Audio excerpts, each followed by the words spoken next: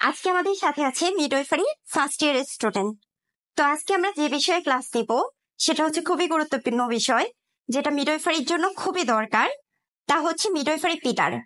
তো আমরা জানি যে মিডওয়াইফদের প্র্যাকটিক্যাল ক্লাসের শুরুতেই কি জেনে নিতে হয়, 6টা পিলার, যেটা তাদের স্টুডেন্ট লাইফ এবং হচ্ছে প্র্যাকটিক্যাল লাইফ, যখন তারা হচ্ছে পরবর্তীতে মিডওয়াইফারি কমপ্লিট করে সেবা দিতে যাবে তখনও পর্যন্ত কিন্তু এই 6টা পিলারকে মাথায় রেখে তাদের কাজ করতে হবে। এজন্য প্রথমেই আমরা এই 6টা পিলার জেনে নিই। তো 6টা পিলারের প্রথম পিলার হচ্ছে প্রফেশনালিজম অ্যান্ড লিডারশিপ, দ্বিতীয় হচ্ছে পার্টনারশিপ, তৃতীয় হচ্ছে এডুকেশন, চতুর্থ ক্রিটিক্যাল থিঙ্কিং, পঞ্চম হচ্ছে ডিসিশন মেকিং এবং ষষ্ঠ হচ্ছে ক্লিনিক্যাল স্কিল অথবা ক্লিনিক্যাল কম্পিটেন্সি। এখন আসি প্রফেশনালিজম অ্যান্ড লিডারশিপে।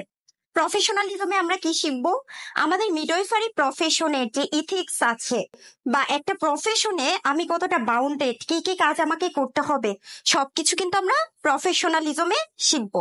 দ্বিতীয়ত হচ্ছে প্রফেশনালিজমের সাথে কি আছে আপনার লিডারশিপ।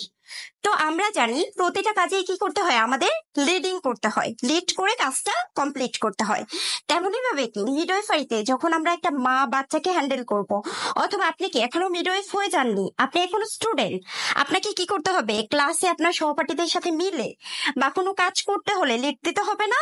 তো এটাই হচ্ছে আমাদের কি লিডারশিপ। এরপর আমাদের আছে কি পার্টনারশিপ। লাইক আপনি যখন হচ্ছে মিডওয়াইফারি পড়াশোনা শেষ করে মাকে সেবা দিতে যাবেন, তখন তার সাথে কি হতে হবে, আপনার সুন্দর একটা পার্টনারশিপ গঠন করতে হবে। না হলে সে তো আপনাকে তার সমস্ত কথা খুলে বলবে না।